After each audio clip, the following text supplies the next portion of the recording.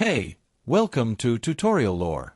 This video explains the Photomath math learning app and whether it's worth using. Quick disclaimer. This is an explained review based on user feedback and online data, not personal use or a visual demo. Photomath is a smart camera calculator app that lets users scan printed or handwritten math problems with their phone's camera and receive detailed, step-by-step solutions and explanations. It supports a broad range of topics, including arithmetic, algebra, geometry, trigonometry, and even calculus. If you found this video helpful so far, drop a like. Let's talk about how it performs in actual use.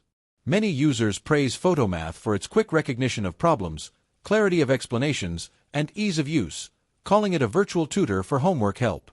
On the flip side, some educators raise concerns that the app can be used for homework cheating and that it doesn't always teach the underlying math concepts fully.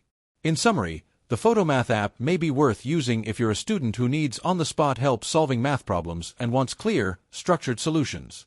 However, if you aim to deeply understand math concepts, build long-term comprehension, or reduce reliance on help tools, Photomath should be used as a supplement, not the sole resource. This is not a commercial or paid promotion, but an informational video. For inquiries, contact the email address stated in the description.